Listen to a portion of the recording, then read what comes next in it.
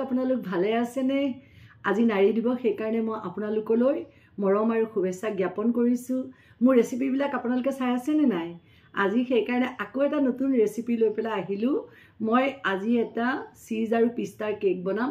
যিমান পাৰোঁ আপোনালোকক মই পুংখানুপুংখৰূপে দেখুৱাবলৈ চেষ্টা কৰোঁ, কিন্তু শ্বৰ্ট ভিডিঅ'ৰ কাৰণে কেতিয়াবা দেখাব নোৱাৰোঁ। আজি মই চেষ্টা কৰিম 4টা স্তৰত মই এটা কেক বনাম পিষ্টা আৰু চীজ দি। আপোনালোকে মোৰ ৰেচিপিটো চাবচোন, মই ট্ৰাই কৰিম দেখুৱাবলৈ ভালকৈ।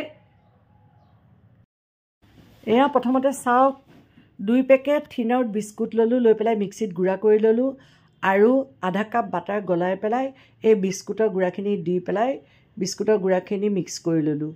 এতিয়া মই এটা বেক টিনত বাটাৰ পেপাৰ পাৰি চাৰিও চাইডে বাটাৰ সানি এই বিস্কুটৰ গুড়াখিনি তাতে দি পেলাই এখন চামুচেৰে মই চাৰিও চাইডে হেঁচি সমান কৰি ল'লোঁ। আপোনালোকে দেখিছে মই থিন আউট বিস্কুট দিছোঁ, আপোনালোকে বেলেগ বিস্কুটো দিব পাৰে। মই চীজ কেক বনালে জানেনে সদায় থিন আউট বিস্কুট কিয় দিওঁ? কাৰণ থিন আউট বিস্কুট দিলে মিঠাটো কম হয়। আপোনালোকে দেখিছে যদিও কেকটো বনোৱা টান হৈছে, কিন্তু ষ্টেপ বাই ষ্টেপ যদি আপোনালোকে কৰি যায় তেতিয়া বনাবলৈ একেবাৰে সহজ হৈ পৰে। এতিয়া মই এই বেক টিনটো 2 ঘণ্টাৰ কাৰণে ফ্ৰিজত ঢাকনা মাৰি ৰাখি দিম। বন্ধুসকল, মই যিহেতু আপোনালোকক কৈছোঁৱে 4 লেয়াৰৰ কেক বনাম, মানে 4টা স্তৰৰ কেক বনাম। সেইকাৰণে এতিয়া বিস্কুটৰ লেয়াৰটো বনোৱাৰ পিছত এতিয়া মই এয়া চাওক, এটা বাতিত আধা কাপ চেনি, আধা কাপ দৈ, 2 চামুচ ৰিফাইন তেল আৰু 2 চামুচ পাউডাৰ গাখীৰ লৈ গোটেই বস্তুখিনি মই ভালকৈ বাতিটোত মিক্স কৰি ল'লোঁ। এয়া দেখিছেনে? এয়া মিক্স কৰি লোৱাৰ পিছত যিহেতু মই আপোনালোকক কৈছোঁ পিষ্টাৰ কেক বনাম, সেইকাৰণে মই এটা মিক্সিত আধা কাপ পিষ্টা লৈ পেলাই ভালকৈ পিচি ল'লোঁ।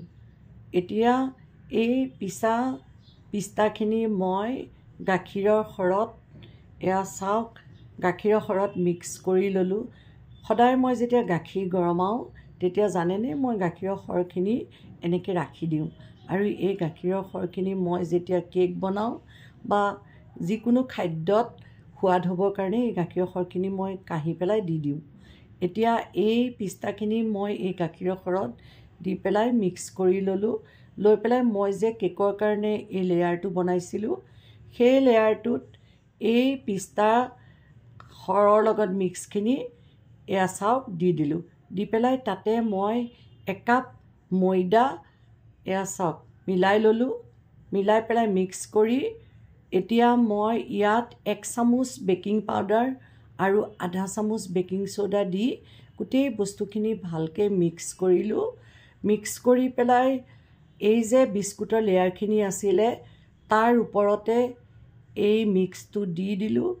দি পেলাই মই এতিয়া চাব, এটা পেনত নিমখ দি এডাল ষ্টেণ্ড দিলোঁ। দি পেলাই এই বিস্কুটৰ টিনটো দি পেলাই এতিয়া মই এই পিষ্টা কেকটো 45 মিনিট সময় বেক কৰিলোঁ।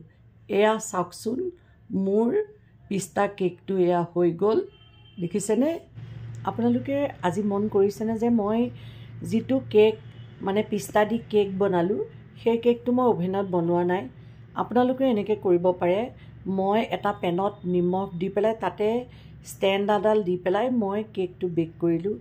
এইটো মোৰ আগৰ এটা ভিডিঅ'ত আপোনালোকক মই দেখুৱাইছিলোঁ। তেনেকৈয়ে মই আজি কেকটো বেক কৰি এতিয়া মই অলপ ঠাণ্ডা হ'ব দিলোঁ। আৰু আন এটা বাতিত এয়া চাওক, 1 কাপ মই ক্ৰীম চীজ আৰু আধা কাপ পিচা চেনি, আধা কাপ হুইপ ক্ৰীম আৰু 1 চামুচ বাটাৰ লৈ পেলাই এয়া মই হেণ্ড হুইপিং মেচিন দি পেলাই এইখিনি গোটেই বস্তুখিনি মিক্স কৰি লৈছোঁ। খুব ভালকৈ মিক্স কৰিব লাগিব। আৰু এতিয়া 4 ড্ৰপমান মই ভেনিলা এছেঞ্চ দি ল'লোঁ। লৈ পেলাই আকৌ মই হুইপিং মেচিন দি পেলাই এইখিনি খুব ভালকৈ মিক্স কৰি ল'লোঁ। এয়া চাওক, পিষ্টাৰে বনোৱা কেকটো কিমান সুন্দৰ হৈছে আৰু এয়া বহুত ছফ্ট হৈছে। আপোনালোকে চাওকচোন কিমান ছফ্ট হৈছে। এতিয়া মই হেণ্ড মিক্সাৰে যে বনাইছিলোঁ, ক্ৰীম চীজখিনি হুইপ কৰি লৈছিলোঁ, সেই হুইপ ক্ৰীমখিনি মানে চীজ ক্ৰীমখিনি মই স্পেচুলাৰে চাওক এয়া এই পিষ্টা কেকটোৰ ওপৰত লাহে লাহে এনেকৈ লগাই গ'লোঁ, মানে দি গ'লোঁ। এতিয়া এইখিনিত যাতে বাবলছ নাথাকে সেইকাৰণে মই চাৰিও ছাইডে স্পেচুলাৰ এনেকৈ বহুৱাই পেলাই এনেকৈ চাৰিও ছাইডে জোকাৰি জোকাৰি এইটো মই বহুৱাই দিলোঁ। এয়া দেখিছেনে কিমান সুন্দৰ হৈছে। এতিয়া হোৱাইট চকলেট মেল্ট কৰি পেলাই তাতে মই অলপ গ্ৰীণ কালাৰ আৰু পিষ্টাৰ গুড়া দি পেলাই সেইখিনিও মই এই কেকটো ঠাণ্ডা হোৱাৰ পিছত ইয়াৰ ওপৰতে এয়া দি দিলোঁ। দেখিছেনে? এয়া দি পেলাই তাৰ ওপৰত মই অলপ পিষ্টা কাটি পেলাই এয়া চাওক কেকটোৰ ওপৰত দি পেলাই সজাই দিলোঁ। এয়া দেখিছেনে? এনেকৈ মই এই কেকটো বাৰ্থডেৰ কাৰণে বনালোঁ আৰু আপোনালোকৰ লগত এয়া শ্বেয়াৰ কৰিলোঁ। আপোনালোকেও এনেকৈ বনাবচোন। এনেকৈয়ে মই 4 লেয়াৰৰ কেকটো বনাই আপোনালোকক দেখালোঁ। যদি আপোনালোকে ভাল পাইছে তেতিয়াহ'লে এনেকৈ বনাব আৰু কমেণ্ট কৰি মোক জনাবচোন কেনে পালে। এয়া চাওক কাটি পেলাইও মই আপোনালোকক এয়া দেখুৱালোঁ।